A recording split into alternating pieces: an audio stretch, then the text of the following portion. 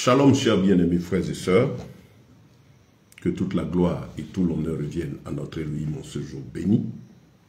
Nous disons merci au Seigneur pour cette autre occasion favorable qu'il nous donne de pouvoir encore rendre témoignage à la vérité de l'Évangile. Oui, nous bénissons le Seigneur, car ce qui importe pour nous, comme David le disait dans le psaume 25, enseigne-moi ta vérité, conduis-moi selon ta vérité. David connaissait l'importance d'être dans la voie du Seigneur, là où Dieu veut qu'on soit. Quand bien même il était roi, il avait son autorité, il avait tous les attributs, tout ce qui est lié à sa fonction de roi. David savait qu'il fallait marcher que par la voie du Seigneur. Il ne voulait pas se conduire comme les autres rois. Il dit, je suis roi, je suis président, je suis telle autorité, je fais comme je veux. Non. David comprenait que la fonction qu'il avait était un don du Seigneur. Sa vie même était une grâce de Dieu et que sa vie devait consister à servir ce Dieu-là seul. Voilà. Et donc David cherchait chaque fois la volonté de Dieu. Il nous l'enseigne de tout son parcours. Quand vous lisez l'histoire de David, lorsqu'il doit aller en guerre, par exemple dans le livre de Samuel chapitre 5, il a eu 2 combats contre les mêmes Philistins. Ils sont venus une première fois l'attaquer. Qu'est-ce que David a fait? Il est allé chercher la face du Seigneur. Il s'est mis dans la prière pour demander à Dieu quelle stratégie faire, comment aller mener cette bataille. Regardez David qui est roi, et depuis qu'il a commencé à se battre, depuis très tôt, avoir des expériences de combat extraordinaires. Mais ce David doit aller se battre. Il a de l'âge, il est roi, il a eu plusieurs expériences. Mais malgré tout ce qu'il a eu déjà vu, tout ce qu'il a vu avec le Seigneur, tout ce que Dieu faisait chaque fois avec le Seigneur, David avait compris que à chaque jour suffit sa peine. Pour chaque situation, il faut chercher la face du Seigneur. L'expérience d'air, ça nous sert à quoi? Vous savez, les témoignages, les manifestations du Seigneur sont pour fortifier notre foi et nous permettre de tenir. Et face à d'autres épreuves qui vont nous être en face de nous, qu'on se souvienne de ce que Dieu a déjà fait. Pour savoir que même si ce n'est pas la même situation qui se présente, ce même Yahweh qui a déjà fait répondra. C'est très important. Voilà pourquoi Israël, chaque fois, pouvait dire, Éternel, Dieu de notre père Abraham, Isaac et Jacob, se souvenant de ce que le Seigneur a fait pour eux. Et donc se fortifiant par la foi, se rappelant de ses œuvres, et donc se fortifiant face à la nouvelle épreuve. Parce que l'épreuve qu'on vit dans son temps n'est pas ce qui s'est passé de l'autre côté, mais ce qui s'est passé avant, même dans notre propre histoire, ou avant nous et dont nous avons le témoignage, c'est pour nous donner cette force-là, cette foi, cette maîtrise de soi et ce calme. Pour dire si Yahweh, l'Éternel, a fait ceci hier, c'est qu'il le fera aujourd'hui. Si Adonai, notre Elohim, a fait ça hier, il le fera aujourd'hui. C'est l'objectif, la foi. Et David avait cette foi-là. C'était l'homme de l'Ancien Testament. La Bible dit l'homme selon le cœur de Dieu dans l'Ancien Testament. Pour ne pas... C'est très important de préciser cela parce que ceux qui veulent vivre dans le péché vont prendre l'exemple de David et dire non, Dieu l'aimait. Malgré ses défauts, ses déviations, Dieu l'aimait. Mais nous ne suivons pas David, nous sommes plus dans l'Ancien Testament. Notre modèle à nous, c'est Christ. Yeshua, Mashiach, Jésus-Christ, l'exemple parfait, celui qui n'a pas péché et qui est notre modèle.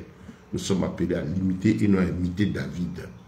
Donc vous verrez que ceux qui veulent dédouaner un péché, donner une excuse, préparer les âmes à accepter tout ce qu'ils font, vous diront non, David était, remarquez, tous les exemples sont pris dans l'Ancien Testament. Christ est l'accomplissement, il est celui de notre modèle, il est celui sur qui nos regards sont fixés. Ça c'est très important. Et quand vous avez votre esprit fixé sur Christ, vous êtes tranquille, rien ne vous surprend malgré tout le désordre, l'apostasie, le jeu des hommes, les idoles, les hommes idoles aujourd'hui au niveau de l'Église, ceux qui se font adorer, qui sont, quand on parle de la foi, c'est eux, et les âmes ne citent qu'eux, au lieu de citer Christ, ces personnes, c'est le serviteur de Dieu qui est censé être un simple instrument pour nous conduire vers le Seigneur. Ce n'est plus cela, c'est l'homme qui a adulé. Les gens ne jugent que parce que tel a dit. Et leur vie est leur foi en fonction est fortement impactée et motivée par la vie de ces hommes, au lieu d'être motivée par Christ qui est toujours vivant. Les hommes passent, nous allons tous passer, chacun passe, mais Christ, il demeure. Et je le dis toujours, moi, ma référence, c'est Christ. Je n'ai pas pour modèle un homme de Dieu, non. J'ai pour modèle Christ. Nous sommes tous appelés à imiter Christ. C'est lui mon modèle, ce n'est pas quelqu'un. Et autour de moi, nous marchons dans le ministère, les serviteurs de Dieu et tout. Nous sommes tous censés chercher Christ. Nous nous entraînons dans cette recherche. C'est ce qu'on est censé faire. Et amenant les âmes à regarder qu'à Christ. C'est ça. Parce que lui seul, il est vivant. Les hommes vont faire tout ce que vous voyez. Ils vont marcher pendant un moment dans l'appel du Seigneur, après dévier, commencer à faire du chaos. Ça va trisser les âmes. Ça va glacer la foi de certains.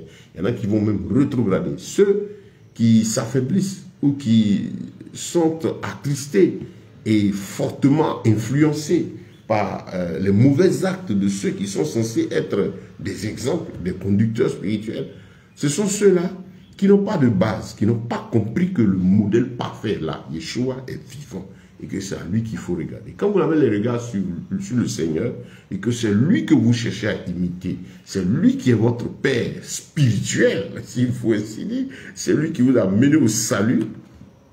Ce que je dis, ça ne veut pas dire négliger les serviteurs. J'aime pas trop cet aspect où on veut donner à l'homme, au serviteur de Dieu, on veut le planter. Le côté incontournable, le côté qui est devenu une idole aujourd'hui. J'aime pas ça, parce que les apôtres, c'était pas leur recherche. Mais on les respectait. Ils se battaient pour le témoignage de Christ. Ils allaient au charbon. On a vu Pierre et Jean déchirer leurs vêtements devant le temple quand ils ont eu Acquéri, le paralytique qui était là. Et on a vu les apôtres marcher. Tous les discours de Paul, de Pierre, de Jean, dans les épîtres, sont pour dire aux gens, regardez au Mashiach, imitez-le. C'est lui, c'est lui, c'est lui. Alors qu'aujourd'hui, quand vous écoutez ce qui est donné comme message, c'est tel, c'est tel, c'est tel. C'est le bishop tant, c'est l'architant, c'est l'archevêque tant. C'est tous les noms qu'on cite, c'est des individus qu'on cite. On ne cite pas Christ. Quand vous les écoutez, la substance même de leur prédication ne consiste pas à pousser les hommes à s'attacher au Seigneur, mais à des fables, à des doctrines. Chacun lutte pour faire de lui une idole, une marque dans l'esprit des âmes. Et on dit les enseignements de temps. Si vous aimez les enseignements de temps, non, nous n'aimons pas l'enseignement de quelqu'un. Nous aimons la parole de Dieu énoncée en vérité à travers des canaux.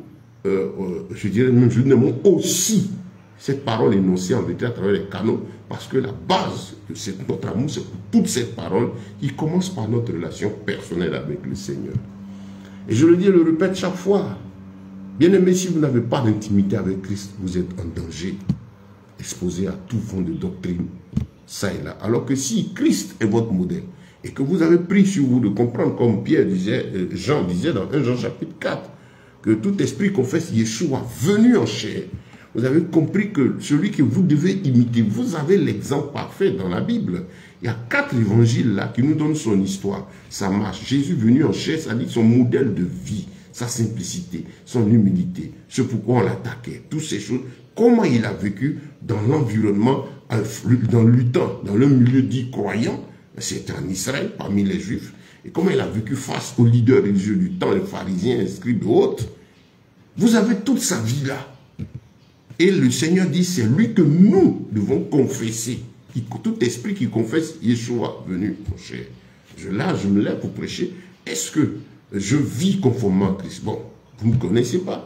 Mais quand vous allez, vous allez tomber sur la prédication. Bon, à travers les messages, quand même, pour avoir une idée aussi de qui est la personne. Est-ce que c'est la première fois? On va fouiller. Bon, par exemple, il dit qu'il a un compte, il y a des enseignements. On va essayer d'aller voir. Est-ce que c'est une constance? Est-ce que c'est comme ça il est?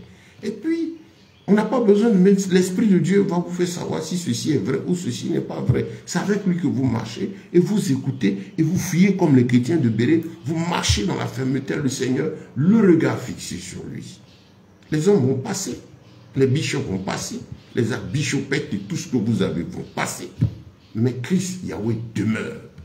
Et donc, si votre foi est fixée sur lui, rien, aucune nouvelle, aucun désordre, aucun cas, aucune apostasie ne peut vous emporter.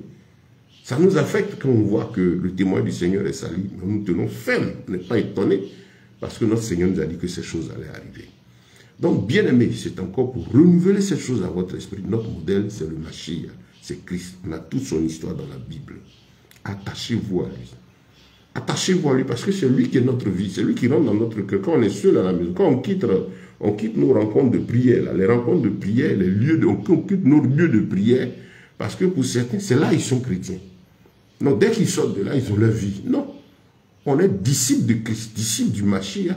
Quand on sort de là, quand on vit à la maison, au foyer, parmi les parents, les relations, au travail, c'est là que la vie chrétienne se manifeste. Donc c'est important pour nous, bien-aimés, d'avoir pour modèle le Mashiach. Oh, bien-aimés, c'est important. C'est plus que jamais critique. C'est la voie depuis le début. Maintenant même, c'est plus que jamais cela, si vous voulez tenir. Là, comme ça, quand vous êtes avec lui, il y a les nouvelles, tel a fait ci. Il marchait bien avec le Seigneur. Vous savez, dans toute cette déviation, cette apostasie, cette idolâtrie, ce qui me fait mal, il y a des gens, quand vous les écoutez, le Seigneur les a appelés. Mais à cause des soucis du siècle présent, à cause de la gloire humaine, du luxe, mal conseillé, mal inspiré, c'était marié pour pourtant c'est un homme qui doit être marié pour conduire le peuple de Dieu.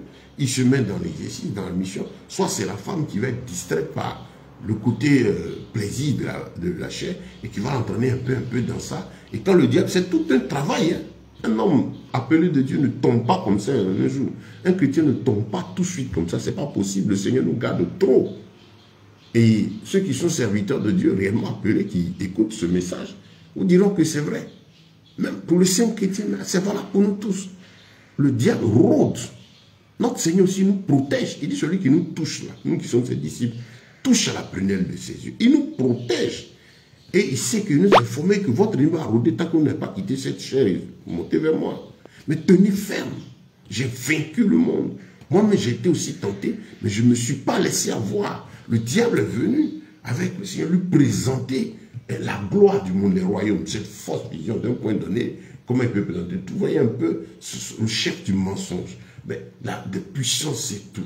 Si tu te procèdes Mador, tu as ça. C'est ce qui se passe. Demandez à tous ses frères, ses bien-aimés peuvent rendre témoignage qui, malheureusement, aujourd'hui ont glissé.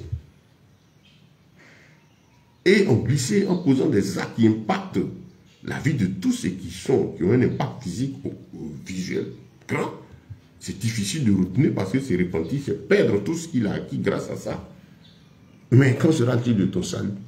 À quoi sert-il à un homme de gagner le monde si personne n'a? Il faut mieux abandonner toutes ces choses, je le dis aux frères, aux serviteurs de Dieu qui ont dévié. Pensez à votre salut, pensez à la vie éternelle, revenez à Christ, revenez à lui, c'est important.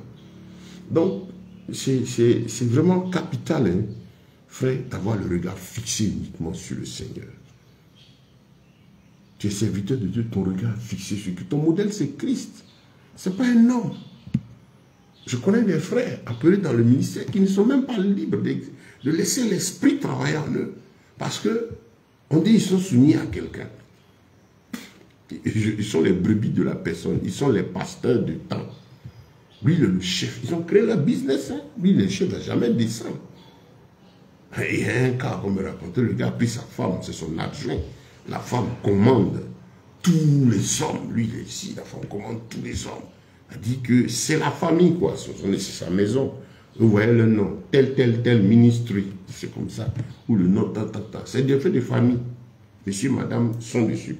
Quand vous venez passer sous leur photo pour entrer dans le bâtiment, vous venez sous leur autorité, non sous l'autorité de Christ. C'est triste. Parce que si c'est sous l'autorité de Christ, à quoi servent leurs photos devant leur lieu de prière? À quoi servent leurs images? C'est eux que vous venez servir. C'est dommage. Vous ne venez pas servir Christ. Et donc, c'est important qu'on s'attache au Seigneur, frère. Qu'on ait Christ pour modèle. Je le dis. J'échangeais récemment avec un journaliste. Il m'a demandé depuis combien d'années vous êtes sur le chemin du ministère. Je dis souvent, je dis toujours c'est maintenant que le travail commence. À chaque fois, je dis c'est maintenant parce que chaque jour est une bataille pour être mieux qu'hier. Mais les premiers pas ont commencé, je crois, pleinement en 97, où je me suis détaché, je me suis mis, ça fait fin 96, où on a abandonné l'école pour s'engager dans la voie du ministère. C'est à partir de 97 réellement que quand on est parti uniquement pour ça. Mais c'était un chemin, un parcours. À ce temps-là, quand je prends 97 jusqu'à 2024 aujourd'hui, je dirais que d'ici 3 ans, nous serons bientôt dans 30 ans en train de sur ce chemin merveilleux du ministère du service de l'Éternel.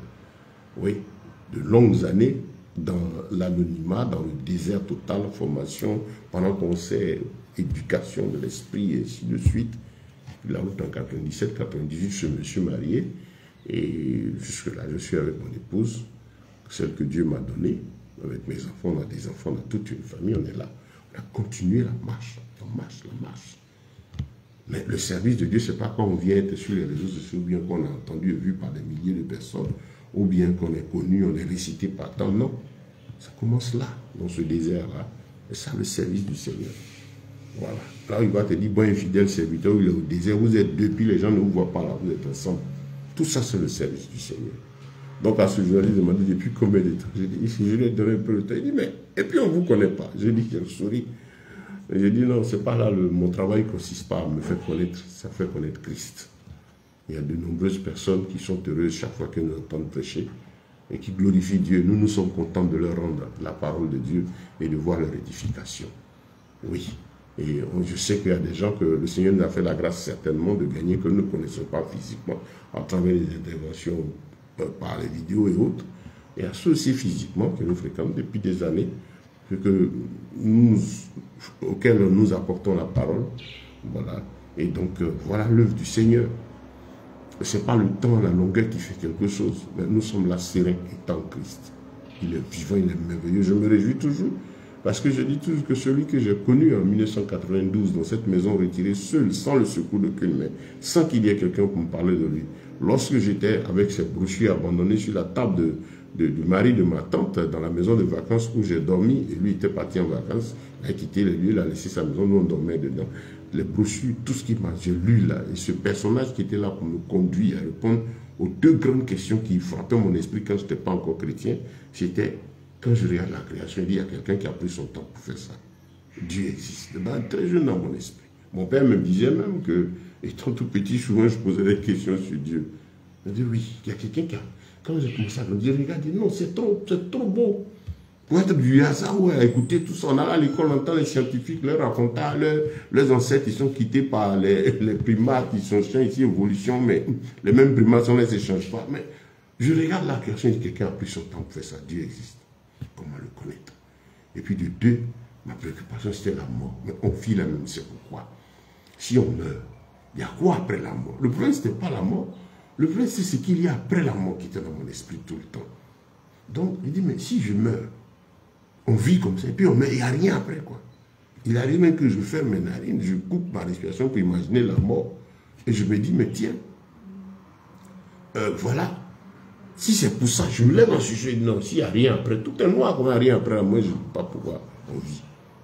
Et c'était une question qui était dans l'esprit jusqu'à ce que Dieu, notre Seigneur, en cette année 92, a conduit pas jusqu'à dans ce village où je suis parti, où ma mère était malade, et puis m'a logé dans cette maison-là, qu'il a commencé à se révéler à moi. Il y avait ces brochures-là, et son esprit m'a conduit à commencer à les lire. Sur la table, au salon, je lisais. Et puis j'ai commencé à m'attacher à ça. Parce que quand on est arrivé là, je sautais à les jeunes, on faisait un peu certaines pratiques modernes, amateurs, quoi qui intéressaient certains jeunes de notre génération que j'ai trouvé là. Donc, il y avait un même au village là qui était un des, je crois, des champions de karaté du Côte d'Ivoire, Kung Fu, on se retrouvait, on faisait des choses. Donc, mais quand j'ai commencé à lire ces choses du Seigneur, je vous assure, je les laissais. Au moment où je suis dans la maison, je dormais à mon petit temps, fais mon petit temps, et je me disais, tiens, je laisse quand je sais que quand on va dormir, mais je ne vais pas causer. Donc, quand on sort les 16 heures là, je sais que tout le monde est parti, je vais quand je suis libre, je ne vais pas au champ, je vais me cacher là, au lit. Et les jeux de là me cherchent. Mais il est là, il est ici, viens voir Bangui, viens rentrer ici, J'étais là. Et il y avait ce quelqu'un-là qui m'attirait. Ce quelqu'un-là, c'est lui qui m'a répondu. Je suis ton Dieu, voici. C'était des bandes dessinées. Après, je suis tombé sur le dernier livre qui va achever l'ouvrage du Seigneur pendant 7 ans. Ceux qui sont chrétiens, qui sont peu anciens, se rappellent de cette brochure où il y a le cœur de l'homme dessus. Il y a un ange qui tire d'un côté, il y a un démon qui tire de l'autre. C'est ça, c'est ce dernier élément-là, dans toute la lecture après. Quand j'ai fini de lire, le Seigneur m'a montré qu'il est vivant. Le Seigneur m'a montré aussi que ce qu'il y a après la mort, et si je reste dans mon état, voilà ce qui m'attend. Par contre, si je me donne à Christ et qu'il me sauve, je serai plus l'esclave de mes péchés, il me donne la vie éternelle. Il m'a donné, je vous assure, je suis tombé, j'ai pleuré seul là. J'ai donné ma vie à Christ, là, seul dans la maison, sans qu'il n'y ait quelqu'un. Mais c'était des écrits là. Et le Saint-Esprit, aujourd'hui le Saint-Esprit, quand je parle, au début, je dis, ce quelqu'un, ce personnage, il est toujours là. Il est resté avec moi depuis le début. Et au fur et à mesure que j'ai grandi, il m'a permis de le connaître. Aujourd'hui, tel que je le connais plus et mieux qu'au début. Je sais quand il me parle. Je suis avec lui. Et je l'aime, je suis resté. C'est mon modèle. Yeshua s'est révélé comme ça à moi. Et c'est lui que je suis. Je l'écoute. Je suis en intimité avec lui. Mais j'écoute les prédications, j'écoute tout ce qu'on dit. Il y a des choses que j'écoute. Quand ça commence, je vois les tribulations, je passe. Parce que je n'ai pas le temps à perdre pour écouter toutes ces comédies qui servent à mettre l'esprit sur l'homme, fixer sur les hommes. Non. Mais j'écoute la Bible, soyez prompt à écouter. Quand c'est difficile, j'écoute. Je vais jusqu'à la fin. Ça me fait du bien parce que c'est aussi un plus dans mon apprentissage. Dieu se sert de la bouche de certains hommes de Dieu, de certains frères, pour me donner des choses à apprendre qui viennent s'ajouter à ce que j'ai en intimité. Vous voyez, quand j'insiste sur s'ajouter. Donc voilà, donc bien aimé, c'est important. Je crois que le Seigneur va me permettre à la synthèse de l'étude biblique qu'on a commencé. Nous sommes sur la 19e partie aujourd'hui. Va me permettre à la synthèse de faire un peu ce tour-là. Parce qu'on comprendra pourquoi les apôtres voient tous les enseignements, dans les épîtres jusqu'à la fin. Et même dans l'Ancien, tout l'enseignement de la parole de Dieu a toujours consisté à attirer l'homme vers l'obéissance à la loi du Seigneur. Faire comprendre à l'homme que ce que tu as fait, c'est plaire à ton Elohim. Lui faire plaisir. Le reste, là, le matériel, là.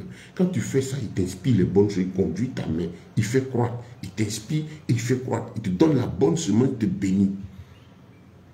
On comprend pourquoi tout devait se faire ici, dans l'obéissance et la soumission. C'est là notre tout, plaire à Dieu. Le comprendre, l'entendre. On a gagné. Je dis toujours aux frères, si vous avez reçu le Saint-Esprit, que vous lui obéissez, vous allez croître jusqu'à grandir. Quand on dit être rempli, c'est un processus. Prenez un verre, mettez un peu. Vous recevez le Saint-Esprit, ça l'eau commence à descendre. Et au fur et à mesure que vous vous attachez à lui, vous lui obéissez, vous obéissez à sa parole, le verre se remplit. Quand il est rempli, ce n'est pas un coup, c'est un processus qui prend forme et qui se développe. C'est un état qui va en se développant selon le processus jusqu'à cette plénitude de l'esprit. Il n'y a pas jeûne et prière qu'on fait un coup et puis on sort qu'un erreur. On est dépendant du Saint-Esprit. On est renouvelé, fortifié de la puissance. Mais quand on dit rempli du Saint-Esprit, il s'agit de l'Éternel présent en nous parce que nous marchons conformément à sa volonté, nous lui obéissons. On gagne en maturité. Vous verrez que des canaux, on dit il est rempli de la présence de Dieu. Ce n'est pas les miracles, ce n'est pas les prières, non. Au nom de Jésus, les démons s'enfuient, au nom de Dieu, les malades guérissent. Je sais quelle est l'autorité, qu'est-ce que mon Dieu est capable de faire. Dans le parcours avec le mandat de faire des expériences pour voir de quoi il est capable lorsque l'homme est bloqué. Mais rempli de sa présence, c'est la vie, l'intimité avec lui grandit au fur et à mesure. Et vous, tu as besoin de cela, frère. J'ai bien aimé que le nom du Seigneur soit béni. Vous savez, comme on le disait, l'important pour nous, c'est la voix du Seigneur. Et notre Elohim est merveilleux dans tout ce qu'il fait. Son objectif est qu'on soit à l'image de son Fils bien-aimé Yeshua. Il nous a tout donné pour cela. Qu'on vive une vie conforme à sa parole. Pourquoi le Mashiach est venu dans la forme physique? Il pouvait attendre et puis descendre. À l'âge d'un homme de 33 ans, venir commencer son ministère, descendre et il agit. Mais pourquoi passer par tout ce processus? Aller naître dans le sein de la nature pécheresse, puisque tout homme est né pécheur. Les pécheurs, depuis Adam, prennent forme Mais aller naître là-bas par un procédé extraordinaire, par le don du Saint-Esprit. C'est ce que certains fous qui essaient de s'attaquer à la parole de Dieu, à l'évangile, au christianisme ne comprennent pas. C'est un miracle, le Saint-Esprit va, il est la capacité, c'est lui qui a créé l'homme. Il a ordonné à l'embryon de prendre forme là-bas. Comme vous pouvez ordonner au personnel d'apparaître un coup, il a 30 ans, commence le ministère. Nous passons par le début. On en verra tout à l'heure. Tout ce que Dieu fait, il a fait depuis le commencement, après la création. Adam qu'il a pris la terre, il a fait un coup, il a mis. Il a pris côte de sa côte, l'a fait, la femme l'a déposé. Et la création à laquelle il a ordonné d'être les arbres et tout ce qui est arrivé. Après ça, tout ce qui, le développement, la croissance de tout ce qu'il a créé, part toujours d'un point de départ qui est la graine, le commencement, la graine pour les plantes, l'embryon pour les hommes, c'est ça la graine, la semence, je dirais. Je nous va couvrir tout. Tout part de la semence. Tout ce que Dieu fait. Psaume 19, le verset 2, il dit « L'étendue manifeste l'ouvrage des mains du Seigneur ». Donc tout ce que nous voyons à un point de départ, il n'y a rien après la création que Dieu fait un coup qu'on s'est dépose. Non. Il y a le miracle. Le miracle, il opère quand il estime que l'homme est bloqué. Voilà. Le miracle, il opère quand il estime que l'homme est bloqué. Quand l'homme, effectivement, quand il estime que c'est son temps, effectivement, l'homme sait qu'il est bloqué, l'homme crie à lui, et Dieu peut agir à l'instant des il sait que c'est le bon moment pour faire durer la situation, mais toujours est-il qu'il viendra la décanter. Quand Dieu décante la situation par le miracle, on dit qu'il y a un miracle. Parce que à l'instant T où la chose se produit, il n'y a pas un secours humain possible. Là. La personne est bloquée, la personne a tapé partout, il est fatigué. On peut parler d'un miracle financier. Par exemple, le fait qu'il est dans une situation qui ne sait pas comment nourrir sa maison, il y a quelque chose de critique. Dieu peut mettre au cœur de quelqu'un de venir le visiter. Là encore, même Dieu utilise l'instrument. Mais pourquoi quelqu'un, par exemple, a un besoin de 5 000, même 10 000, et il est dans une condition où il est là, déjà passé la grosse voiture et tout, il peut enlever les 5 000 donnés quand c'est rien pour eux. Mais pourquoi c'est un miracle pour lui? Parce que où il est là en ce moment, il n'y a pas quelqu'un qui peut répondre ça, et puis prie. Et puis Dieu, il voit peut-être quelqu'un venir, et puis bon, ou il a cœur de faire tel mouvement avec telle personne, la personne dit tiens, 5 000, même tiens 10 000. Mais les 5 000 et 10 000 reçus ne règlent pas la continuité de sa vie, ils ne suffisent pas pour cela, mais débloquent une situation critique en instant T. Donc c'est pour lui un miracle, ces 5 000. Quand celui qui est riche va écouter, oh, 5 000, oh. Mais c'est un miracle. Parce que c'est un miracle pour lui, bien-aimé. 5 000 francs en instant pour lui, c'est un miracle. Parce que dans sa situation, il n'y a personne. On lui rend témoignage. Son témoignage est vrai. Comme ça peut être des montres, ou ça peut être d'autres situations. Mais retenez que c'est quand l'homme est bloqué, qu'il a tout fait, il n'y a pas d'espérance, qu'il y a l'intervention divine pour débloquer la situation, régler le besoin du moment et mettre l'homme dans les conditions qu'il faut pour continuer à travailler, à marcher, à chercher, à vivre. Il n'y a pas de vie de miracle. Chaque fois, si vous suivez les prédications qu'on donne, je le répète, il n'y a pas de vie où c'est miracle, miracle, miracle, mon miracle, mon miracle, mon miracle. C'est les paresseux.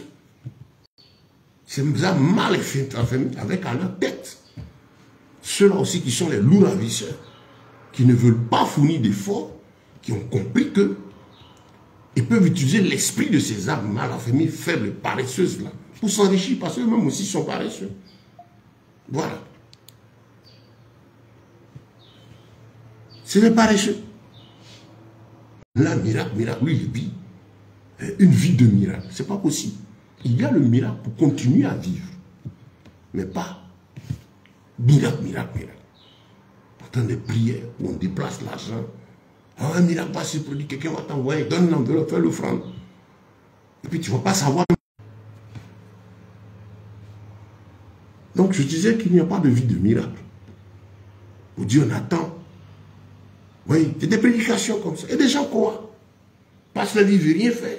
Ils sont en train de prier gênés pour que quelqu'un vienne leur apporter quelque chose à lequel va vivre. Quand ça ne va pas encore, ils continuent de miracle en miracle. Non. Non. Et ça, comme je répète, c'est pour les paresseux, ceux qui ne veulent rien faire, et aussi ceux qui leur prêtent la sorte, eux aussi sont paresseux. Parce qu'ils savent que de telles personnes, ils les auront plus facilement. Pourquoi les gens courent après ce message de la facilité? Mais c'est parce que les besoins sont énormes. Les temps sont difficiles et davantage difficiles. Et l'on est conscient qu'il faut fournir davantage d'efforts, faire des sacrifices pour tenir, garder même l'équilibre financier. Et puis pouvoir avancer.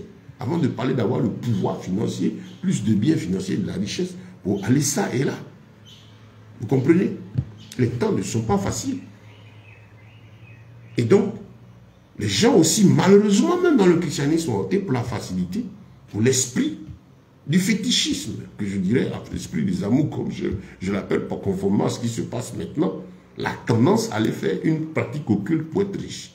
Ça est dans la tête de tout le monde, même des gens qui travaillent, qui ont un salaire. On sait que le salaire ne suffit pas et que le travail de l'emploi ne donne pas la prospérité. C'est ce que nous sommes en train d'enseigner pour inciter aussi ceux qui sont en emploi à entreprendre, parce que c'est là que la multiplication est possible, c'est là que Dieu passe pour apporter la multiplication dans la vie de ceux-là qui sont en train de chercher à améliorer la situation, quand même ils sont employés.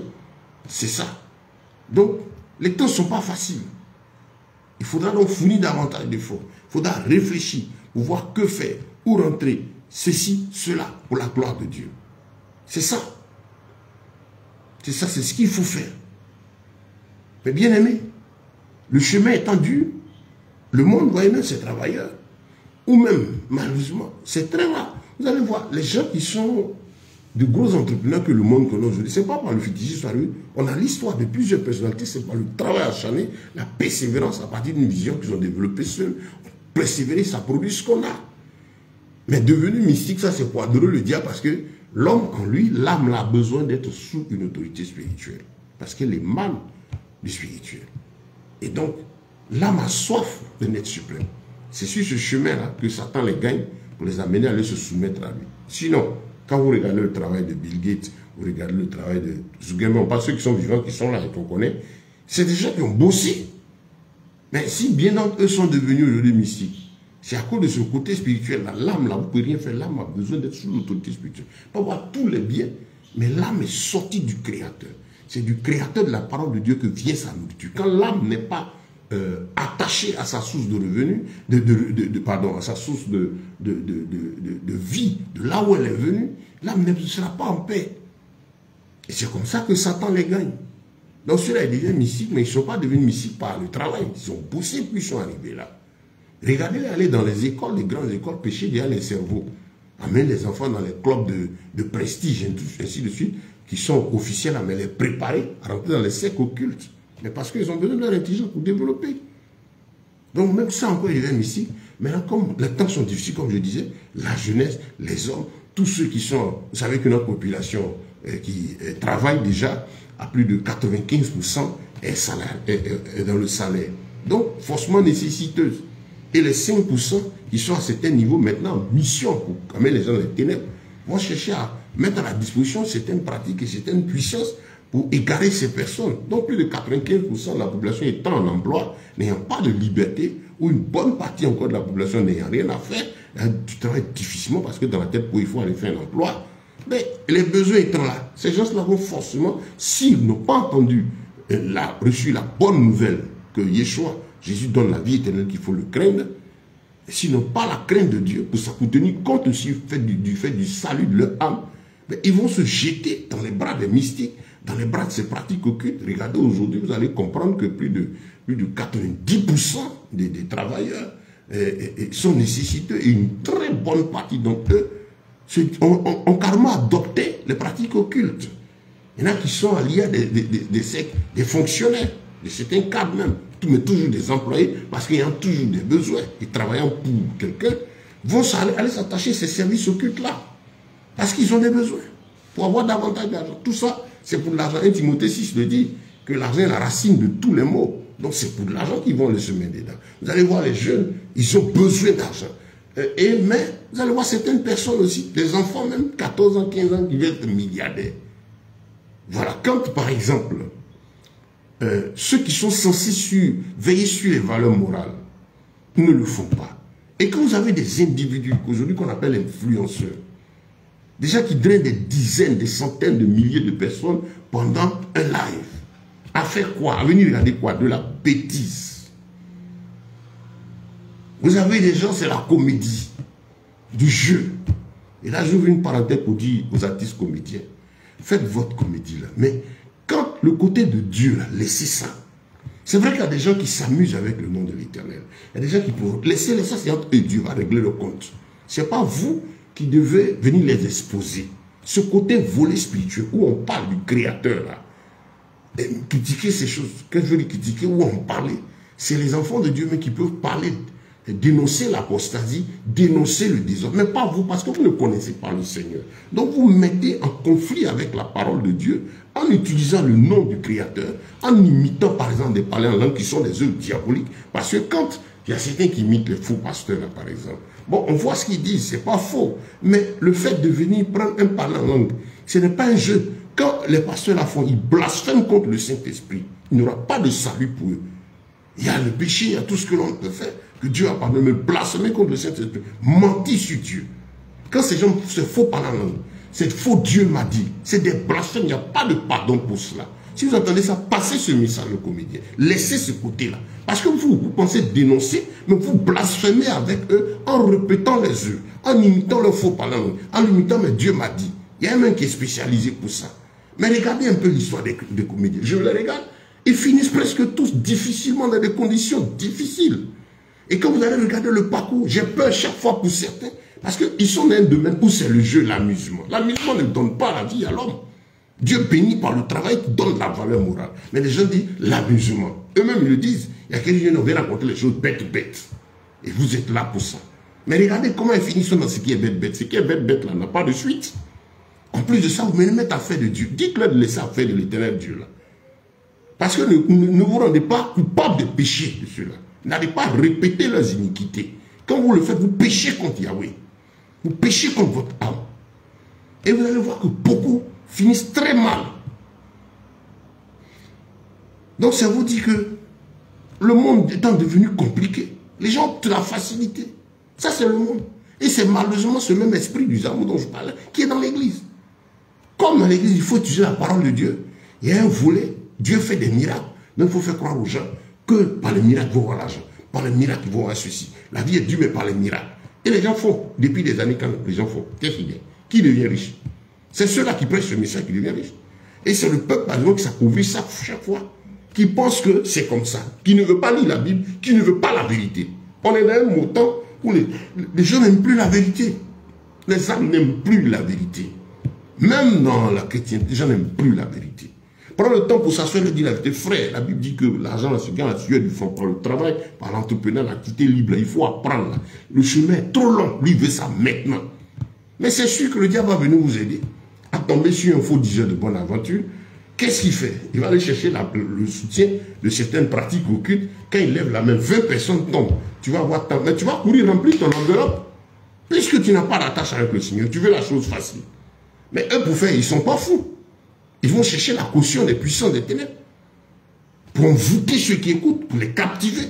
Et aussi pour produire de faux miracles, aussi pour les retenir. Parce que leurs objectifs, c'est pour eux-mêmes. Quand ils vont faire les incantations, c'est pour eux. Celui qui va faire l'incantation, ce n'est pas pour les autres. Pas pour que les autres prospèrent, c'est toujours pour lui. Mais dans le domaine où il veut utiliser, par exemple, le domaine, il faut qu'il prenne les choses de Dieu et puis joue avec. Mais il captive l'esprit des gens. Et tous ceux qui sont mal affamis, il les appauvrit. Et donc, il grandit, il se fait de la puissance financière avec ça. Donc, si vous ne voulez pas vous approcher du Seigneur, vous ne pouvez pas lire votre Bible, vous-même qui êtes croyant. Je dis, je préfère croyant, parce que chrétien veut dire christian, quelqu'un qui vit comme Christ. Si vous ne cherchez pas une vie des disciples, vous serez à la merci de tout cela. Donc, c'est dans ce temps-là qu'on est, où le faux domine, où le mensonge est là, alors que la vérité est là. Le monde même nous enseigne l'ouvrage des mains de l'Éternel. Vous qui pensez qu'il y a prière qui produit miracle d'argent, il y a des vies miraculeuses d'argent. La Bible déclare dans le psaume 19 que l'étendue manifeste l'ouvrage des mains de l'Éternel. Dans le monde là, on a des gens qui s'épanouissent, mais ce n'est pas facile. Mais ils s'épanouissent par l'activité libre, l'entrepreneuriat. Qui ont été des entrepreneurs qui ont bossé des années durant. On voit leurs exemples. Et ces personnes qui prennent ces messages, c'est eux qui luttent pour essayer de les attirer pour pouvoir prendre leur argent. Parce qu'il sait que tel a de la richesse. Il s'organise pour attirer certains. Quand un tombe dedans, il faut tout faire pour le retenir. Parce qu'on sait qu'il a de l'argent, mais il a pris l'argent par le travail. Donc la nature nous montre que ça, c'est par le travail. Et ce qu'on recherche, l'argent s'obtient par le travail. La preuve, vous-même qui êtes dans les lieux ils disent que vous êtes quand vous êtes assis. Vous courez, quand vous finissez, vous courez à votre travail pour aller chercher l'argent. C'est pas le travail qu'on gagne l'argent. C'est pas ce qu'il est en train de vous dire là. Que c'est miraculeux, quelqu'un va venir de nulle part. Qui va venir de nulle part? Tu n'es pas bloqué. Tu es dans toutes tes capacités. Tu n'es pas dans une situation où il faut que Dieu intervienne pour décanter la situation. Tant que tu as la capacité morale, la force de travailler, d'entreprendre, d'apprendre, de diversifier les sources de revenus, que tu ne fais pas, la Bible dit que le paresseux ne mange pas. On peut être paresseux en étant focalisé. Généralement, ceux qui sont focalisés sur leur emploi, qui ont peur d'entreprendre, c'est des gens aussi paresseux. Parce qu'ils ont peur d'affronter l'inconnu, ils ont peur d'aller au charbon. Donc quand tu restes là, tu restes là. Bien aimé, que Dieu nous bénisse. Nous sommes dans la 19e partie de notre étude biblique que nous avons commencé depuis plus d'un mois, dont le thème central est comment obtenir les bénédictions divines. Quand nous disons 19e partie, cela veut dire qu'il y en a 18 autres précédentes. Je rappelle cela parce que c'est important pour vous qui prenez ce message pour la première fois, qui voyez ce visage en train de vous parler, dit ah c'est intéressant. Je vous rappelle qu'il y a 18 parties précédentes et c'est un thème. Comment obtenir les bénédictions divines où nous avons trois grands secteurs, trois grands types de bénédictions, les bénédictions spirituelles, morales et matérielles. C'est tout ce qui est lié à l'aspect physique. Nous avons traité pendant de la première jusqu'à pratiquement la 10e partie, 10e, 11e voire 12e partie, nous avons parlé des bénédictions spirituelles. Et la 12e pratiquement jusqu'à la 13e, 14e, on a parlé des bénédictions morales. Et nous sommes dans la dernière partie où on parle des bénédictions matérielles. Actuellement, nous sommes sur le point où on parle du chrétien et de l'argent. Je vais poursuivre et puis m'arrêter d'ici quelques temps. Et quand le Seigneur permettra, on aura la 20e partie, ça peut être ce soir ou demain encore. Mais c'est vous dire, voilà, je vais poursuivre, voilà. C'est vous dire déjà que vous devez chercher les autres parties, vous les trouverez ou sur le compte Facebook de là où vous regardez. Quand on finit, vous allez sur le compte, vous regardez sur la partie privée, vous allez voir les différents enseignements. Les 18 parties sont disponibles sur Facebook. Bon, il y a certaines qui manquent parce que au début j'ai été mal lancé le système de la première, mais je les ai toutes récupérées heureusement. Elles sont sur mon compte aussi YouTube. Donc sur le compte YouTube, vous pouvez retrouver,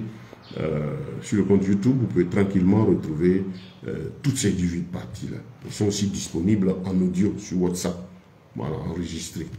Donc vous pouvez aussi demander à les avoir, c'est gratuit. Voilà, Dieu nous donne, mais moi nous travaillons, je suis missionnaire, je suis dans cette œuvre missionnaire, m'appelle à entreprendre.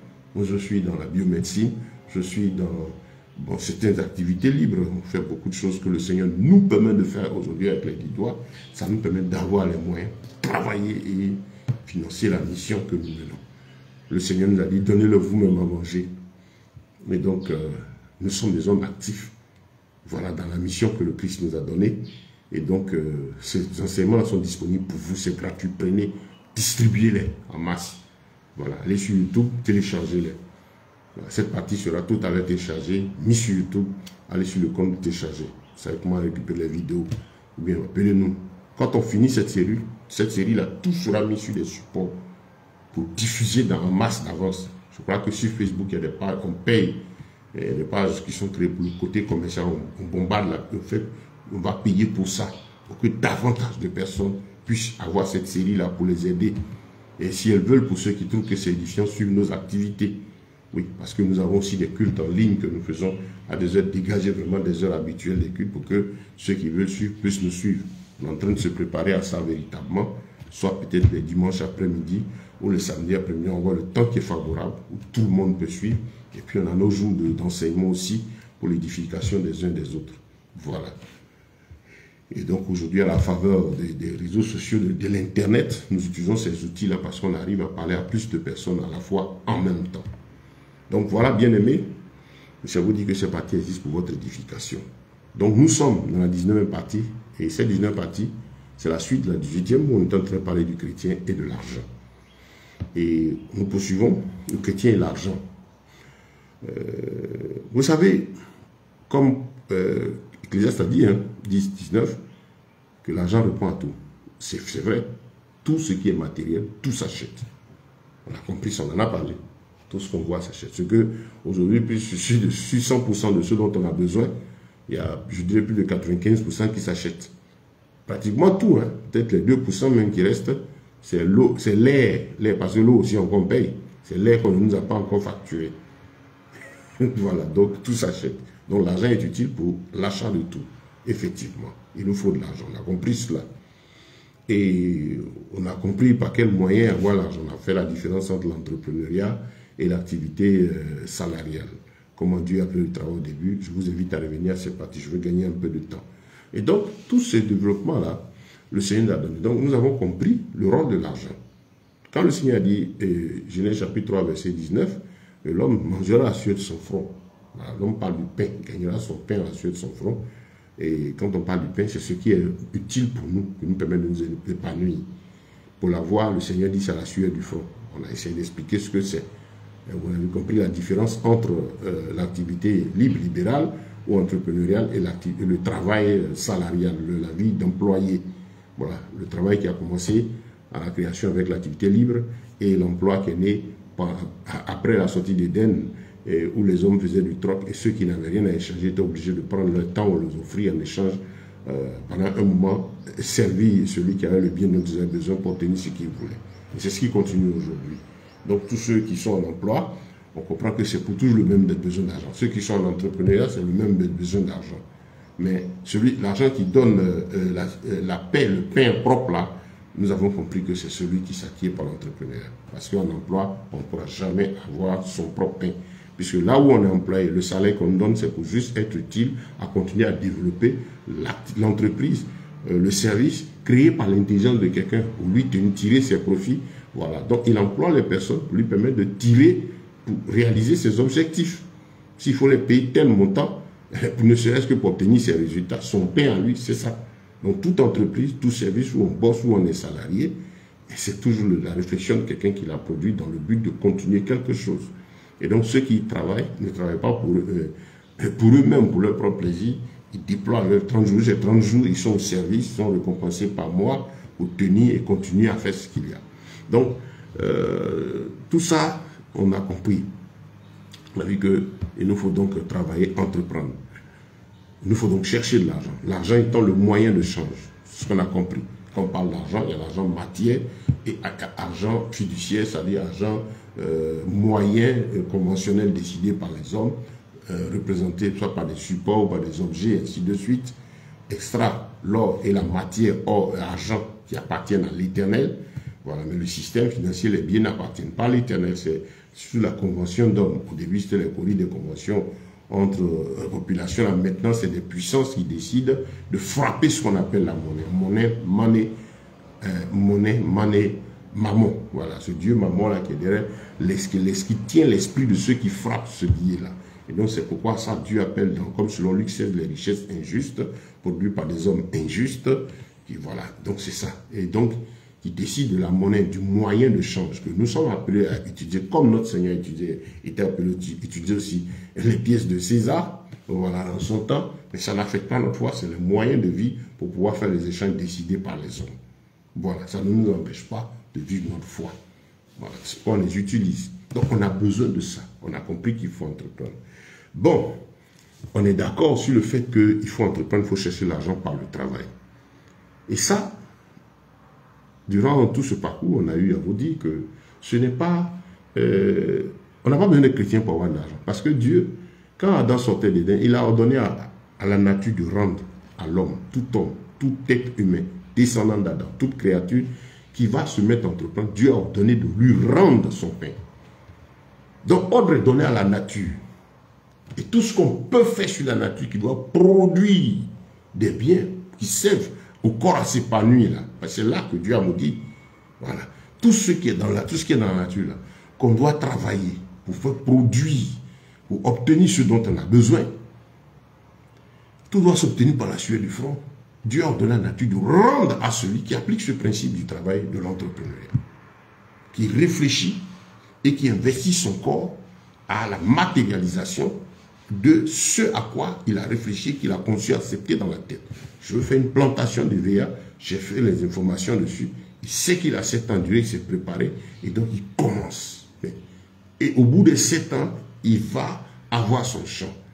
Et ce champ va commencer à produire. Il sait que c'est à partir de temps ça produit. Donc les besoins se satisfont avec le moyen d'échange.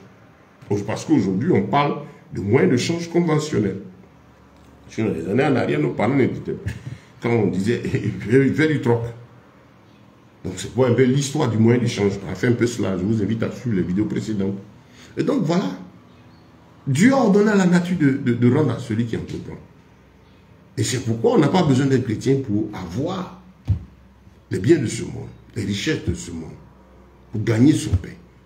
Vous allez voir que tout être humain qui se lève et qui travaille, d'ailleurs, tous ceux-là qui sont les plus riches, qui possèdent les plus grands biens de la terre, ce sont les entrepreneurs, des gens qui y sont attardés par l'entrepreneuriat. Je ne parle pas de ceux qui vont vendre leur âme au diable pour avoir de l'argent. Vous allez me dire que ces personnalités-là, ils sont tous des satanistes, oui, mais c'est le diable qui les a attirés à... J'ai expliqué tout à l'heure, ils ont adhéré au satanisme parce qu'ils se rendent compte qu'ils vont pour des choses spirituelles. Sinon, le bien matériel, ils l'ont obtenu par le travail. On a vu les déclarations de Steve Jobs avant sa mort, ce qui a fait Apple là. Donc, l'argent là, pour chercher ça, il faut travailler. On n'a pas besoin d'être chrétien pour ça. Dieu a ordonné à la nature de rendre à celui qui travaille. Donc, vous, chrétiens, cessez de vous plaindre, de vous comparer. On dit non, les païens, ceci, dans l'argent, on n'a pas. Non, ce n'est pas les païens. C'est l'être humain. À ce stade-là, on parle de bénédiction souveraine que Dieu a donné à tout être humain, qu'il le craigne ou pas, d'avoir. En tant que père, propriétaire de la création, chaque être humain qui naît, il lui donne un talent. Au moins un talent. C'est l'élément qui va lui permettre de s'épanouir. L'élément qui va lui permettre de gagner son pain. Chaque être humain naît au moins avec ça. Vous avez certains endroits dans le monde, quand l'enfant naît, ils vont faire même des pratiques, c'est ça, savoir en quoi il va exceller. Ça, c'est le diable qui a volé la gloire de Dieu. Chaque être humain naît avec au moins un talent, il y en a 2, il y en a 3, ainsi de suite. Vous avez dans Matthieu, je crois, 26, la parabole du talent. Donc, celui qui exploite son talent, celui qui se met à faire quelque chose, à partir du peu qu'il a, qui applique les principes de la parole, il aura les moyens. Parce que l'argent, on ne prend pas l'argent pour venir le déposer, pour l'accumuler. L'argent sert à obtenir ce dont on a besoin. On parle de richesse quand, par exemple, quelqu'un produit, il travaille, il obtient de l'argent, et pendant qu'il en obtient, il peut prendre une partie pour garder. Pendant qu'il continue d'obtenir, il peut en garder et continuer ses dépenses et avancer. Là, on parle de richesse d'accumulation de biens. Voilà, de richesse, par exemple, financière, c'est l'accumulation de ça. Sinon, quand ce que tu gagnes ne te permet pas de faire une économie, une bonne économie, et constamment continuer de déposer et de pouvoir dépenser et t'offrir tout ce qu'il faut pour que ton côté physique s'épanouisse, on ne va pas dire que tu es riche. Je dis toujours, celui qui loue une maison n'est pas riche. Voilà, il n'est pas épanoui. Tant que tu n'as pas ton propre toit pour donner. Parce qu'il y a quelqu'un qui vient, qui frappe à ta porte, qui prend ton argent. Et tu cours, tu cries pour ça. Tant que, par exemple, tu n'as pas le moyen de déplacement, tu n'arrives pas à te déplacer facilement, tu es obligé de lutter pour te déplacer, de lutter pour dormir, de lutter pour manger, même si ce qu'on te donne à la fin du mois ou ce que tu gagnes est temps, tu n'es pas libre. Tu n'as pas ce qu'on appelle la liberté financière. Et pour l'avoir, il faut travailler, il faut multiplier, il faut réfléchir. Et il y a beaucoup de choses que l'homme fait, que l'homme peut faire, que Dieu a ordonné à la nature de rendre. Quiconque se met à appliquer à son intelligence, à développer au milieu des ronces et des épines. Parce que le Seigneur dit, il y aura des ronces et des épines. Ceux qui n'ont pas peur d'affronter la difficulté, d'affronter l'épreuve, d'affronter l'inconnu, toujours avec la capacité de recommencer, ayant les yeux fixés sur la vision. Parce que là, le mot échec, bon, pour nous qui connaissons la parole de Dieu, nous comprenons et ce qui marchons en craignant Dieu, il n'y a pas d'échec. Il y a l'épreuve qui est utile à notre éducation. Et dans le volet même financier, cette épreuve-là, même s'applique là aussi. Pour celui qui est vraiment sincère avec Dieu, Il sait que son Dieu dit passe par le travail. Je mets au travail. Il a été informé par ce même Dieu qu'il y aura des ronces et des épines, des difficultés. Et il connaît l'histoire de la parole, la médite jour et nuit. Il sait que tout ce que Dieu fait commence par la graine. Et qu'il donne Dieu nous met sur le chemin. Et un chemin, ce n'est pas un boulevard. Avec l'œil sur la vision. Ce que on ressent, on a la vision de faire. On a tous envie d'avoir une maison, d'avoir ceci, d'avoir cela. Mais il y a le chemin par lequel on passe. On a tous donc cette vision. Avoir de l'abondance, avoir ci, avoir ça. Mais on passe par un chemin, ce n'est pas un boulevard. Donc, celui-là qui a pris dans son esprit, qui a compris, qui doit passer par là, un enfant de Dieu a saisi cela. Pour nous, on ne parlera pas d'échec, on parle d'épreuve, d'éducation. L'épreuve, selon Dieu, a pour but de nous amener à produire des résultats, nous tester, nous former. On éprouve les élèves. Voilà, les élèves sont actuellement, au moment où je vous parle, c'est le dernier jour de la composition du bac, par exemple, en Côte d'Ivoire. Pourquoi on leur donne l'examen? Un élève qui a fait la terminale, vous le prenez pour aller le sauter, pour le mettre à l'université, parmi les autres même qui ont passé le bac, il ne sera pas à l'aise. Il ne sera pas à l'aise. Il n'est pas à l'aise. Parce que lui-même n'a pas quelque chose qui certifie qu'il a cette place-là, il la mérite là. Il n'a pas ça. Parce qu'il sait qu'il lui faut ce diplôme-là. Quand il passe, il est content, il est libre, il va le laisser tranquille. Quand vous passez une épreuve, vous êtes content d'être libre. Mais quand on bombarde quelqu'un, on le fait sauter une étape, le dépôt, lui-même là, il n'est pas libre. Vous voyez, dans les services, des gens qui ne méritent pas d'être là, ils y sont. Le gars même n'est pas à l'aise. Parce qu'il sait que ce n'est pas sa place. Il y est, par exemple, par la tricherie, par une relation, par la corruption.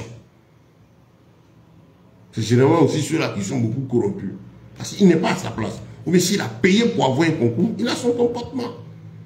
Le comportement de celui qui a bossé, qui a souffert pour obtenir ce résultat, son poste-là, n'est pas le même que celui qui a corrompu pour y être. Qui a acheté le poste. Donc on a besoin de l'épreuve. C'est éducatif. Donc pour nous chrétiens, pour l'homme qui comprend la parole de Dieu, nous ne connaissons pas l'échec. Le mot échec ne nous dit pas, non. Mais c'est l'épreuve. C'est l'épreuve. Dans le traitement de l'Éternel avec tous ses serviteurs, il n'y a pas l'échec. Dans le parcours d'Israël qui sortait d'Égypte, il n'y a pas eu d'échec. Il y a eu des épreuves. Dans le Seigneur, des épreuves qui sont éducatives, formatives, dans le but de faire de nous des hommes acquéris. Et celui qui refuse d'être éprouvé ne peut pas suivre le Seigneur. Donc, chers frères et sœurs, c'est à vous dire que cette recherche d'argent-là, je répète, c'est donné à tout le monde. On va venir à nous, nos motivations. Donc, que je sois chrétien ou pas, que j'applique ces principes de la nature, je vais obtenir. Je fais des recherches, je fais des formations. Je donne des formations à l'entrepreneuriat à des personnes qui ne sont pas chrétiennes comme à des personnes qui sont chrétiennes dans les milieux où nous sommes. Mais j'ai ma marque. Quand j'agis, on sait que c'est le... Il m'appelle pasteur Ben pour certains, ou leader Ben pour d'autres, ou docteur Ben pour d'autres. Mais ils savent. Bon, certains vont travailler, me voir là où je suis. Mais ceux qui m'approchent, ils connaissent mon histoire. Ma vie, c'est en Christ. Comment il m'a conduit? Pour celui qui est chrétien, il dit, ah, gloire à Dieu, parce que voilà ce parcours de ce monsieur-là, c'est le Seigneur. La différence entre lui et nous, par exemple, à les mondains, quand il parle, on sait qu'il parle de son Dieu. Les citations, c'est la parole de Dieu.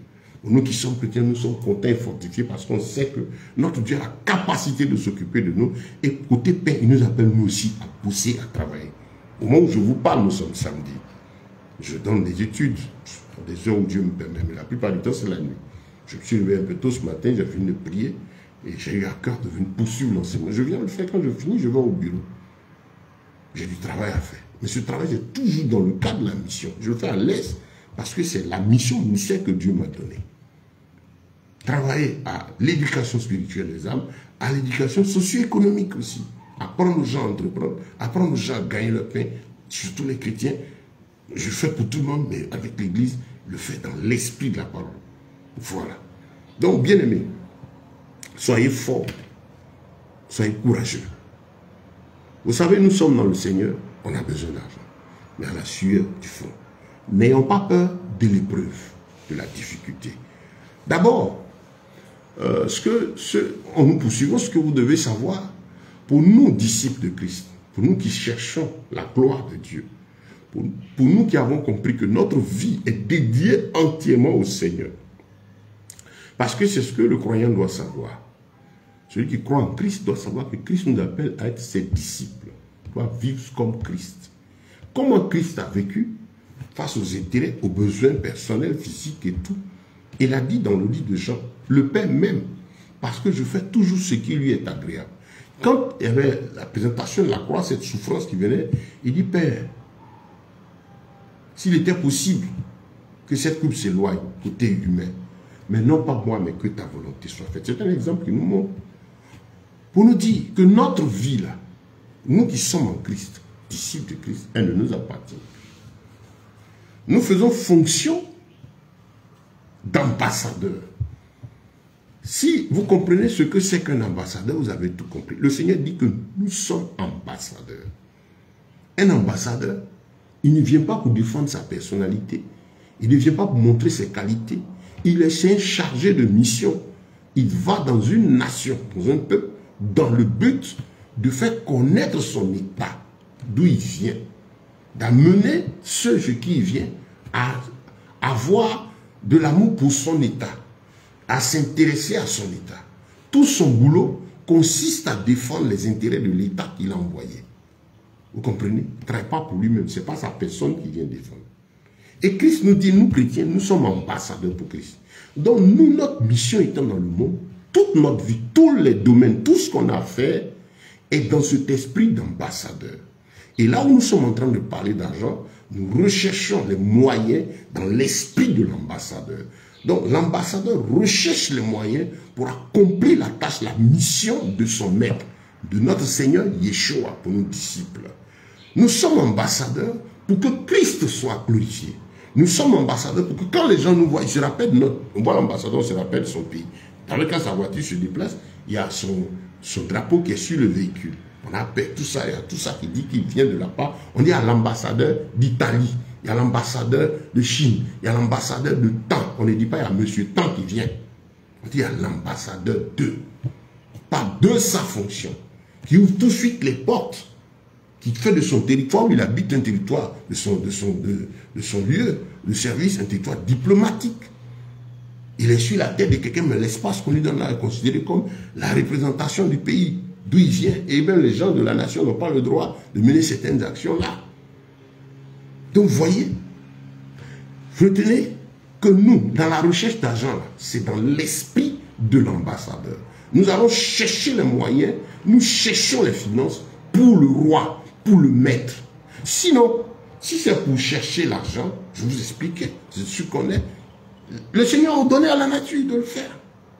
Levez-vous, allez entreprenez, battez-vous. Si c'est pour les intérêts égoïstes, pour qu'on me voie, pour qu'on entende parler de moi, pour que je sois le premier de ma famille, pour que je sois la tête et non la queue, que les voisins parlent, que ma famille me voie. Ce n'est pas l'évangile, ça. Ce n'est pas l'évangile.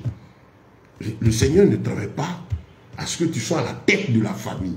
Le Seigneur ne travaille pas pour que dans la famille on parle de toi. L'œuvre de Christ ne consiste pas à cela. L'œuvre de Christ consiste à faire de toi un instrument par lequel son nom est glorifié, son nom est sanctifié. Quand on te voit, on pense à Yeshua, Jésus. Quand on te voit, on pense au royaume des cieux. Ah, lui là, il vient. C'est vrai, on travaille tous, mais lui travaille comme nous aussi. Il se débat aussi comme nous. Lui, quand sa manière de vivre là est différente de nous. Ah, collègue, quand on vient au mat, lui n'est pas dans la même chose. Il a une vie, un modèle de vie, une manière d'être là, qui rappelle toujours la Bible, qui rappelle toujours le maître. C'est ça, la mission de l'ambassadeur.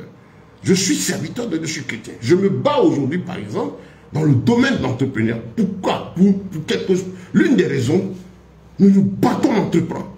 Pour dire au monde que c'est notre Dieu qui a dit que c'est par le travail qu'on gagne son pain.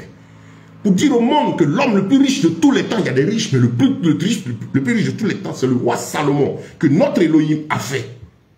Et que ce n'était pas quelqu'un qui recherchait cette autorité financière, cette élévation pour lui, il n'avait pas ça en tête. Son souci, c'était comment plaire à Dieu, comment s'occuper de ce grand royaume que son père lui a arrêté en laissant un héritage et que son père lui avait dit, toi, tu connais mon secret, c'est Yahweh. Donc David et Salomon a compris. 1 Chronique 22, Salomon a compris quand son père lui disait, toi, puisses-tu seulement obéir à Dieu, obéir à ses commandements. David était puissant en guerre, puissant aussi économiquement. Mais son secret, c'est cette obéissance à la soumission, et la soumission à la parole de Dieu. Et c'est ce qu'il a inculqué à Salomon. Tout le psaume 119 nous dit combien la parole est importante. C'est ce que Salomon avait su. Donc, il avait ça comme fardeau en tête. Et dans le cœur, c'est très important. Son histoire, 2 Chroniques chapitre 1 et 1 Roi chapitre 3, comment Dieu est venu le visiter à la suite de quoi, vous comprenez. Il était sincère. Le Seigneur regarde le cœur. Oh Seigneur, je fais ton œuvre. Oh Seigneur, le Seigneur sait que quand tu vas voir, c'est là cupide d'égoïste, c'est pour ton moi. Son œuvre, il ne travaille pas à faire de nous des stars. Le Seigneur ne travaille pas pour que soit vu, acclamé par les hommes. Ce n'est pas son boulot. Non. Il travaille pour qu'il est venu pour nous préparer à entrer dans le royaume des cieux. Nous sauver et nous garder pendant que nous sommes vivants, rester dans ses voies. Et donc notre mission pendant que nous sommes vivants, c'est continuer l'œuvre de celui-là qui nous a sauvés. Toutes les actions, tout ce que nous recherchons, doivent être inscrits dans cet esprit-là. L'esprit, la pensée, le motif compte devant le Seigneur. Si c'est pour des intérêts égoïstes, mais allez, travaillez, entreprenez, appliquez ce qu'on dit là au plan physique, là. Travaillez, bossez. Je n'ai pas le temps de toucher ce point, certainement sur l'autre élément, les secteurs d'investissement et tout ça, où on peut donner des pistes. Mais allez appliquer cela pour vous-même tranquillement, et puis laissez Dieu tranquille. Ne le mêlez pas à ça. Ne mêlez pas à votre cupidité, à vos mensonges, non. C'est l'une des raisons pour laquelle la chrétienté est pauvre. Je ne dirais pas la vie des disciples, je ne dirais pas l'église grand E. L'église grand E, c'est le véritable disciple, Seigneur. Il les enseigne, il les amène au travail. Mais c'est dû au fait que l'esprit dans lequel les croyants cherchent les moyens n'est pas l'esprit dans lequel Christ veut qu'on soit pour qu'il nous donne ces moyens-là. Nous sommes ambassadeurs. Nous ne vivons plus pour nous-mêmes. Paul disait aux Éphésiens, nous ne nous appartenons plus à nous-mêmes. La Bible même dit, dans Éphésiens 2, le verset 10, d'abord au 6, quelque chose de très puissant spirituellement, il nous a fait asseoir avec lui dans les lieux célestes. Pendant qu'on est ici, là, nous sommes assis spirituellement avec lui. C'était assis en lui. Et c'est pas comme, oh, c'est pas pour les protections. Comme vous voyez les gens, c'est leur côté égoïste là. Le côté de la parole, ils parlent de la puissance des manifestations de Dieu. Les gens tombent ça pour les rendre à l'homme. Pour dire Dieu a fait ça pour que toi, homme, tu sois.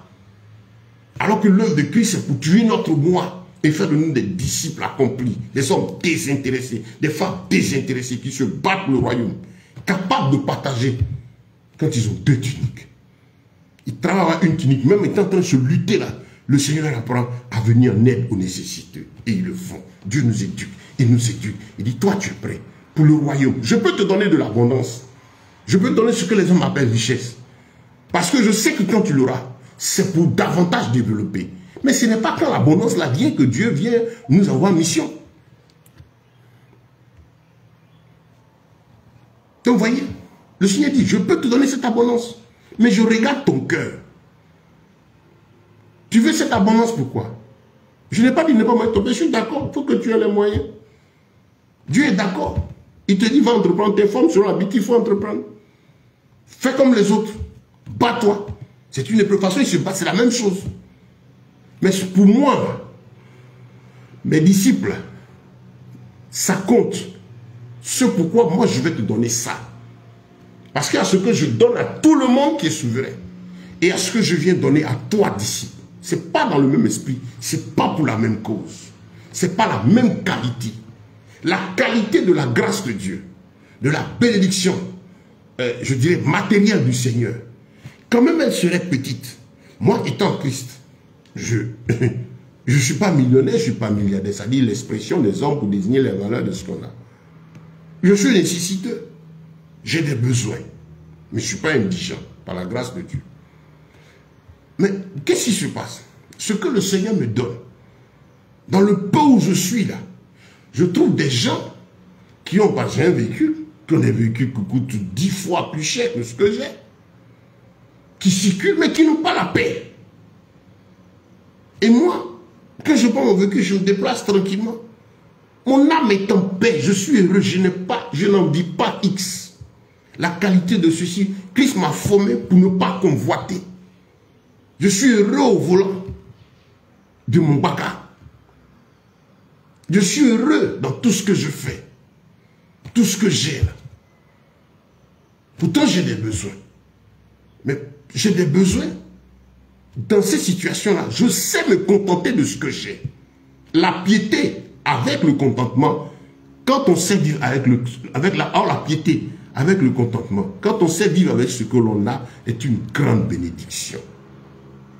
1 Timothée 6, Paul dit, ceux qui disent que la piété est un gain. J'écoute des prédicateurs, j'écoutais des gens qui disent, non, ne te contente pas de ce que tu as. Quand vous entendez ça, fuyez. Non, il faut désirer vivre, il faut viser loin. Fuyez-les. Ce sont eux qui visent loin, c'est dans votre poche qu'ils vivent. Le Seigneur dit de se contenter de ce qu'on a. Il n'a pas dit qu'on va rester dans la disette, dans la misère, dans la souffrance. Non. Mais il éduque, il forme. J'ai mon histoire aujourd'hui. Je ne suis pas à l'étape où j'étais il y a 20 ans. Mais j'ai appris, depuis le début de ce parcours avec le Seigneur, à louer, bénir Dieu dans le peu que j'ai. Parce que c'est là notre éducation. Le Seigneur veut qu'on soit capable de vivre, de le louer, de le célébrer dans la disette et dans la douleur. C'est là même qu'on voit qu'on est affranchi. Ce n'est pas quand on a les biens qu'on va servir Dieu. Vous voyez, frère? Donc l'esprit, la disposition compte. Et nous, quand Dieu nous donne le peu qu'il nous donne, le monde appelle ça peu, mais pour nous, nous voyons beaucoup. Et il a trop fait, il a tout fait pour nous. Il nous a donné la vie éternelle. Il a payé le prix du châtiment qui produit la paix. La mort de Christ à la croix n'est pas pour que je sois milliardaire, que je sois millionnaire. Il a été crucifié. Il a souffert. Il est rentré dans le tombeau. Gloire à Dieu, il est sorti vivant. Et gloire à Dieu encore. Il est remonté la ciel à droite du Père. Mais ce parcours, ces souffrances, ces douleurs, même tous ces 3 ans et demi de ministère, c'est pour nous, notre salut. Cette œuvre-là, ce n'est pas pour avoir beaucoup d'argent. Non. L'argent, les moyens, c'est pour réaliser cette mission. Pour nous permettre d'avancer, de pousser dans cette mission.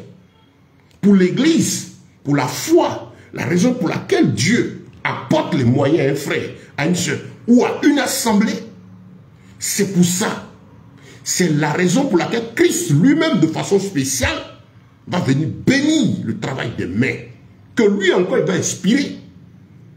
Vous voyez? Il dit, nous avons été créés, au verset 10 d'Éphésiens 2, pour de bonnes œuvres. Si vous lisez cela, que vous avez compris, vous avez tout compris. Il dit, pour de bonnes œuvres, que Yeshua, Dieu, a préparé depuis les temps anciens, afin que nous venions marcher dans ces œuvres. Ça veut dire, frère, que tout ce que nous recherchons, tout ce que nous avons à faire, ne vient pas de nous. Je m'arrête, je rends grâce à Dieu. J'ai fait un bilan du parcours. J'ai dit, mais Seigneur, c'est toi qui as tout m'inspiré toutes ces choses. Parce que depuis le début de la conversion, on n'est plus même pas à l'église. J'ai senti ce besoin-là de me rendre utile aux frères et aux sœurs que je voyais. J'ai fait mes prépas dans une communauté, je ne suis pas converti dans une communauté, j'ai fait mes pas dans une communauté où je rentre en assemblée, je vois les frères, les dimanches on va. Moi je suis dans le besoin si on va. Les frères, tu sens qu'ils ont besoin de moi. Je vois le pasteur, les frères, je dis non, il a besoin de plus de moi. Parce que je venais là, je dis non, il a besoin de plus de moi. Et dans ma tête, je dis Seigneur, comment je peux faire? Je vais chercher du travail, puis monter des affaires qui peuvent me permettre d'avoir beaucoup d'argent. Là, comme ça, je vais soutenir l'œuvre de Dieu. Bon, je n'étais pas marié. Donc voilà ce qui était dans la tête. Et c'est resté jusqu'à présent. Et donc, je débattais pour faire ce qu'on pouvait faire. J'avais une bourse là, les premières heures, quand je suis content. Le prendre pour le Seigneur, déposer. En ce temps, je paye la début, j'ai fait des petits dons pour depuis sur une déposition. Content. Parce que j'ai eu un peu d'aller pour apporter quelque chose au Seigneur. Parce que à ses frères, à ses soeurs que je peux apporter la joie, c'est fait pour mon Dieu. Pour moi, c'est pour le Seigneur. Jusqu'à tous les gestes que je fais, c'est Christ se regarde, c'est pour lui que je fais. Et aussi pour les hommes, les âmes, je les fais. Parce que c'est ma manière à moi. Le Seigneur dit, celui qui m'aime, c'est celui qui garde mes commandements. Celui qui n'aime pas ton frère que tu vois, comment tu peux dire que tu aimes Christ? Je veux dire à Jésus que je l'aime. Et c'est ainsi que je suis appelé chaque fois à agir. Et quand j'agis, je vois la personne bénie, le Seigneur, je suis content. Pour moi, je suis parti. Tu bénis Dieu. Ah, quand Dieu dit bénissons Dieu, dis Amen. Quand quelqu'un te bénit, je bénis Dieu, dis Amen. Que le Seigneur te donne ce que ton cœur. Il dit Amen. Le Seigneur connaît mon cœur. Au stade où moi je suis arrivé, le Seigneur sait ce que je suis en train de faire. Je suis avec des frères en train de lutter. C'est-à-dire, dans le cadre de la mission, il y a plein de choses que je fais. On a créé une action, par exemple, pour permettre des frères d'avoir un projet immobilier autofinancé par les activités que nous-mêmes créons. Il y a beaucoup d'autres choses. Je prie pour avoir les moyens de créer des petites entreprises déjà. Et vous permettre à des frères et des soeurs. Peut-être que s'il a un emploi, il gagne peut-être un 50 000, un 100 000. Que sa femme puisse venir faire quelque chose ici pour gagner un peu plus. Créer les conditions pour que les gens vivent mieux. C'est là, aujourd'hui, ma recherche de moyens. Je suis chez moi, je dors. Tu me fais la grève. Les gars, je dors. Ah Seigneur, on a loué Dieu, il fait ma maison. Puis tu m'as fait tes souriants. On lui sourit parce que je loue le Seigneur. En même temps, je réfléchis pour voir comment permettre. Nous sommes des chrétiens. Et ceci statistique là est valable parce que vous allez prendre 100 frères. Après, vous allez trouver 2 qui ont le temps 8 ans. Et on sait ce que c'est que j'ai vécu pendant près de combien d'années j'ai vécu pendant combien d'années à cela, à louer maison. Donc, je sais ce que c'est. J'ai dit, Seigneur, comment on peut faire? Et le Seigneur inspire. Bon, je n'ai pas le moyen de construire des maisons pour tout le monde. Mais j'ai réfléchi, le Seigneur dit, mais tu vois comment je t'ai béni? C'est pas le travail, t'es dit, toi. Avec tout ce que je t'ai montré que tu as fait. Dis à mes enfants de faire la même chose. Incite-la à se débattre. Mets-toi devant. C'est ce que je suis en train de faire. Donc mon besoin aujourd'hui, si on veut me demander, je crois qu'il y a besoin d'argent pour poursuivre ce travail. Et Dieu ne fait pas défaut, pour voir chaque fois. En tant qu'homme, je dis, Seigneur, c'est moi dès matin et que Seigneur, tu viens me dire, allez me prendre des consultations, je suis prêt. Mais le Seigneur nous donne un chemin. Donc, frères et sœurs, notre Dieu, notre Elohim agit avec nous en fonction du motif du cœur. Comprenez que nous sommes ambassadeurs de Christ. Nous avons été créés en lui pour de bonnes œuvres. Ce n'est pas pour nous que nous vivons. Quand tu as compris que tu as été créé en Yeshua, Ephésiens 2:10, pour de bonnes œuvres que lui l'a préparé depuis les temps anciens, fait que tu viennes marcher dedans, il te dit que moi je t'ai fait pour des œuvres que j'ai déjà préparées. Donc quand tu entends des œuvres qu'il a déjà préparées, c'est de te mettre en intimité avec lui, pour lui demander, Seigneur, conduis-moi là où tu as préparé les voies que tu as tracées. Tu dis que tu m'as fait pour venir marcher dans les voies que tu as déjà préparées. Père, conduis-moi dans ces voies. C'est la prière que tu vas faire, frère. C'est tout. Sur la base, allez lire, chercher les premières vidéos de cette relation intime avec Christ. Tu as reçu le Saint-Esprit, tu pries, tu cherches la face de Dieu, tu es devant ton Père parce que tu sais que c'est pour lui que tu vis, tu ne vis plus pour toi-même. Tu vois que tout ce que tu as fait, c'est pour le royaume des cieux, ce n'est pas pour toi-même. Ton moi meurt. Tes intérêts égoïstes et Dieu meurent. Ta recherche, c'est la gloire du royaume. Ta recherche, c'est la gloire du Père. Ta recherche, c'est le témoignage du Seigneur. Voilà ta vie. Bien-aimé, est-ce que tu comprends? Tu as compris ça, tu as tout compris. Donc, pour nous, l'enseignement que nous sommes en train de donner, le chrétien et l'argent, dans cette, comment on dit, la bénédiction divine dans cette partie, nous venons dire aux chrétiens que nous sommes appelés effectivement à travailler chercher l'argent, mais le motif qui nous anime, ce n'est pas le même que celui qui anime ceux du monde. Dieu dit, si tu veux gagner l'argent, pour gagner de l'argent, va faire comme eux. D'ailleurs, c'est pourquoi ils sont les plus riches, ils ont plus de ceci. Ils ont beaucoup de biens, les plus riches dans le monde sont là. Ils ne craignent pas le Seigneur. Mais Dieu ne les maudit pas. Dieu ne dit pas qu'ils n'ont pas travaillé. L'argent, c'est une bénédiction de matériel. Ça ne les amène pas au ciel, ça satisfait à leurs besoins physiques. Mais ce que Dieu a voulu, il a dit dans les mêmes Éphésiens, il dit que les riches, c'est-à-dire ceux qui sont riches selon le monde, qui se convertissent, que leur richesse la soit pour les œuvres du Seigneur. Fasse du bien aux frères, aux sœurs, qui les mettent à la disposition de Christ. Ça ne veut pas dire, mais quand on dit que tu es riche, ça dit que tu as le moyen de t'occuper de toi-même déjà à la base, et maintenant fais du bien aux autres. Pense à l'ouvrage du Seigneur. Mets-toi au service de l'Église. C'est là qu'il parlait des riches. Allez lire tout le chapitre de Timothée. Paul a dit, fuyez ceux qui vous enseignent à devenir riches. Ceux qui vous disent, il faut devenir riche, il faut devenir riche, fuyez-les. Aujourd'hui, fuyez-les. Ce que nous enseignons, c'est mettez-vous au travail. Dieu pourvoira nos besoins. Les besoins, ils vont en croissant avec le développement de l'âge, avec les besoins du moment. Le Seigneur dit, tes besoins, je vais pouvoir. Il y a des moments où c'est des besoins de centaines de francs, c'est des besoins de milliers de francs. Il y a des besoins, c'est des besoins, aujourd'hui on parle, on utilise ces termes à cause de la monnaie qu'on utilise, on dira milliers, milliards de francs, en fonction du besoin du moment. Mais Dieu ne veut pas, il n'a pas dit, je ferai toi un milliardaire, je ferai toi un millionnaire. Non, il dit, je pourvoirai à tes besoins. Et quand Dieu parle, tu rends riche, il dit, pour le royaume des cieux. Mais ce qu'il a dit, il a fait, ce qu'il a fait pour Salomon.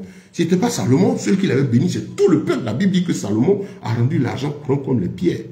Dans son cœur, c'était le désintéressement. Pourquoi Dieu l'a invité? Son offrande même qu'il allait faire là, il n'était pas dans la... Il n'a pas prêté les brebis venues offrir les 1000 animaux. Son père lui a laissé des animaux en héritage.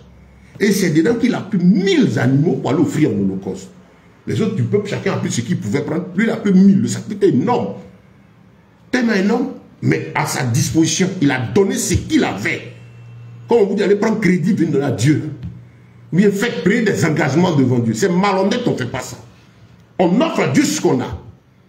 On ne prend pas des engagements financiers avec le Seigneur. Le Seigneur attend de nous ce que nous avons.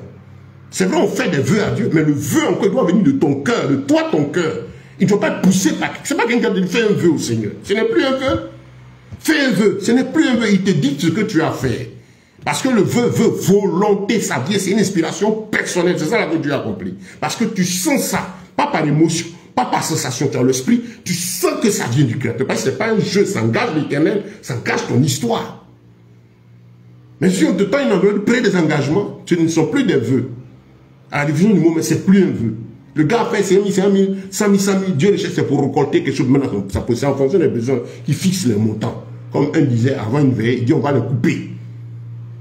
À mal la famille, pauvre dans la foi, qui ne voulait pas lire votre Bible, vous êtes exposé. Donc, chers frères et sœurs, je veux finir à ce point-là, le motif. Ce n'est pas un motif que nous-mêmes nous manifestons.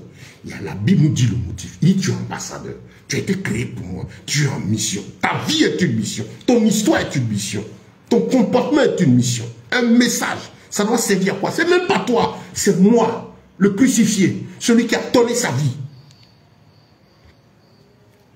Ta vie est une mission.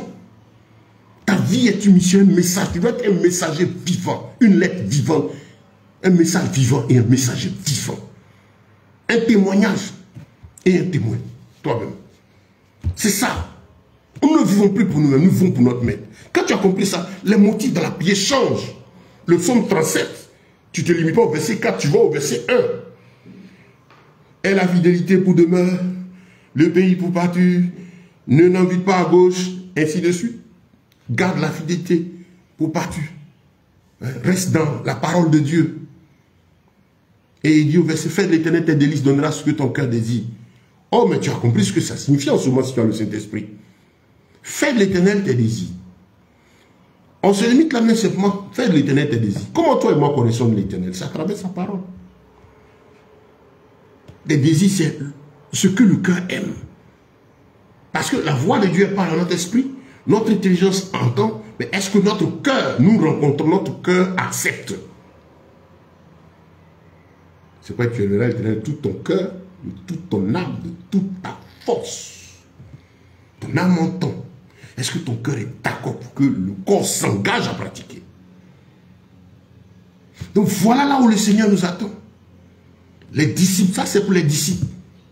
Ce n'est pas pour les croyants. L'esprit, je suis mort à moi-même. Je cherche ce qui plaît à Dieu. Fais de l'Éternel tes délices. Les délices, ce que l'homme aime. Ce à quoi son cœur est attaché. Fais de l'Éternel. Fais de la parole de Dieu, c'est ce que ça veut dire.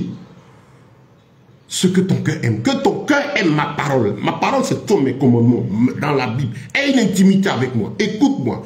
Éprouve-moi. Adopte cela. Tous mes commandements. Prends sur toi d'en faire un délice. Que ton cœur aime les appliquer. Aime les lire, les méditer et les exécuter. Ce fardeau qu'est ma parole là. Parce que c'est un fardeau. Matthieu 28 l'a dit. Faites de toutes les nations des disciples. Venez à moi, vous tous qui êtes fatigués, chargés, et je vous donnerai du repos. On s'arrête là, mais il dit, prenez mon joug sur vous. Et mon fardeau, il est doux et léger. Différent du fardeau du diable, qui est... Le diable, lui, son fardeau, c'est contre la volonté de l'homme. Alors que le fardeau du Seigneur, c'est avec la volonté de l'homme. L'amour de l'homme, l'ouverture de son cœur. Et ce fardeau, c'est toi qui l'as accepté consciemment. Il t'a présenté, c'est la vie. Ça pèse d'être chrétien. Parce que selon la chair, nous vivons contre la chair même qui est là, ses plaisirs, ses passions. Et nous cherchons à te plaire à Dieu. Nous avons la pression de ce qui est autour. Mais nous gardons la foi pour le Seigneur. Nous pouvons même rejeter, chasser, maltraiter, mépriser, insulter. Mais nous gardons la foi pour le Seigneur. Donc le motif compte, bien aimé. Fais l'Éternel tes délices. Il donnera ce que ton cœur désire. Ton cœur va désirer quoi? Ce qui plaît au Seigneur. Et alors, il te donnera ce que ton cœur désire. Mais qu'est-ce que le Seigneur nous dit?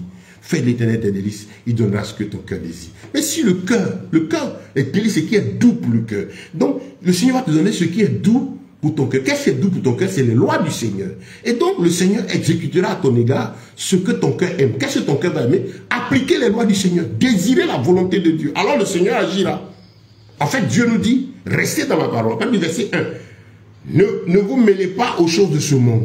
Comme il a mené Israël à Canaan avec Josué, il leur a monté les frontières, les limites en tout. Restez dans ma parole, restez dans mes limites. Tu es parmi les gens, ne convoite, ne cherche pas à être comme le voisin, comme la voisine. Ne les envie pas. Ton collègue de service, ton collègue de travail, ne l'envie pas. Contente-toi de ce que tu as. Loue le Seigneur. Quand tu te vois heureux avec le peu que tu as, sachant même que tu es dans le besoin, ton Dieu te fera avancer. Même si tu as fait, loue le Seigneur, magnifie-le. Moi, je connais cela. Bénis Dieu en tout lieu, en tout temps. C'est l'épreuve de la vie. Ce n'est pas l'échec pour nous les chrétiens. Le monde parle d'échec parce qu'il n'a pas d'espérance. C'est quand il tombe quelque chose, on pense que c'est un échec. Nous, quand ça tombe, on sait que c'est une épreuve, une éducation de notre Père, parce que la vision n'est pas perdue, c'est par rapport qu'on marche. Donc, vous voyez, fais d'Éternel des désirs ce que ton cœur désire. C'est tout ce que ça signifie. En fait, ça veut dire que Dieu n'exauce, du verset 1 parle, Dieu n'exauce que ce qui le glorifie. Tenant compte de sa parole, la disposition de celui qui le cherche, il faut qu'il soit dans le cadre de sa parole, qui navigue point le monde, qui ne convoite point le monde, qu'il est saint, aime Dieu, cherche la face du Seigneur. Alors Dieu t'inspirera ce qui te glorifie. Tu verras que tu seras en train de recevoir chaque fois l'inspiration de Dieu pour appliquer Ephésiens 2:10. Nous avons été créés en Yeshua, Jésus, pour de bonnes œuvres. Son esprit va t'inspirer. Tu seras content d'être en train de faire pour le Seigneur. Ce message est pour les disciples. Oui. La nature, c'est l'œuvre des mains de l'Éternel. Regardez la création, tout ce qui se fait commence quelque part. Demain, on va poursuivre avec ce point, ou peut-être ce soir, si Dieu me donne de... Parce que je cours vraiment pour finir l'enseignement. Aujourd'hui, Dieu a voulu qu'on commence là, ce matin, qu'on s'arrête à ce point. Nous sommes à presque 1h30 d'intervention. Je veux m'arrêter là. Et donc, que le Seigneur vous bénisse. J'espère que vous avez saisi, vous avez compris le motif du cœur, la disposition de notre esprit. Nous ne nous appartenons plus à nous-mêmes. Si vous allez voir que c'est beaucoup répété, le Seigneur insiste dessus. Parce que vous allez voir toute la parole de Dieu que les apôtres ont prêché. Depuis tout le Nouveau Testament. Vous allez commencer même dans l'Ancien. Tous les messages de l'Esprit ont toujours consisté à mener le cœur de l'homme à craindre Dieu. Parce que c'est la base de tout. Même dans la recherche des biens du travail. C'est la base de tout, le motif. Nous sommes pour lui. Nous sommes pour Yahweh. Israël est pour l'Éternel. Israël était un peuple aussi, comme en son temps. Israël a une mission, en tant que nation, démontrer aux autres nations le service que Dieu a créé. Pas que Dieu a rejeté les autres nations, il a choisi Israël au milieu des peuples pour que ce peuple l'adore et soit le modèle que les autres soient appelés à suivre. Dieu n'a pas rejeté un peuple. Et donc, vous voyez même qu'en Israël, vous venez au temple, il y avait des gens de notre nation qui venaient adorer le Dieu d'Israël. À la Pentecôte, mais les gens étaient là quand les disciples parlaient d'autres langues. Il y en a qui venaient d'ailleurs, qui entendaient la langue. C'était ça la mission d'Israël. Ça, c'était au temps des nations, où Israël dominait en tant que nation. Aujourd'hui, le rôle du chrétien, c'est d'être ce modèle au milieu de ses contemporains, des gens, pour qu'ils sachent que Yahweh est vivant. Le motif compte. Donc, Israël ne pouvait pas vivre comme il voulait. Ils allaient à Canaan. Autour d'eux, ils ont nettoyé le pays de tous les Philistins, pris une terre, position d'une terre, qui, les gens disent non, non. Allez regarder, avant que les Philistins arrivent là, ça avait commencé à Abraham, Canaan, ce lieu-là, c'est depuis Abraham. Ils sont venus sur cette terre, qui était déjà une promesse à Abraham, où Abraham avait déjà été. Et ils se sont positionnés là, ils ont chassé les Philistins. Mais du territoire que Dieu a donné, autour, les mêmes Philistins se trouvaient. Et, malgré qu'ils se trouvaient au milieu de ces peuples, il devait rester un modèle pour l'Éternel, un modèle aux yeux de ces peuples pour leur dire voilà la vraie adoration.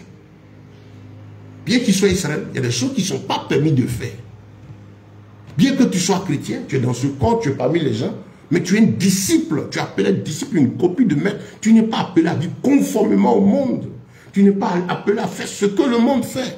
Tu es appelé à te battre pour le roi de gloire, pour le témoignage du Seigneur, pour qu'à travers toi, Christ soit glorifié. Le peu que tu gagnes, Christ soit glorifié. Et ce peu-là, le Seigneur va le développer. Dieu ne nous laisse pas. Non. Je ne veux même pas que vous mettiez dans... Vous soyez soucieux de la croissance, soucieux de l'abondance. Non, le Seigneur dit non. Ne vous souciez pas du lendemain. Vis ta foi chaque jour avec le Seigneur. Et sois heureux de le servir. Demande à lui, au Seigneur de te conduire. Quel don, quel talent a mis en toi? Quelle est ta place dans ce rôle de l'église biblique?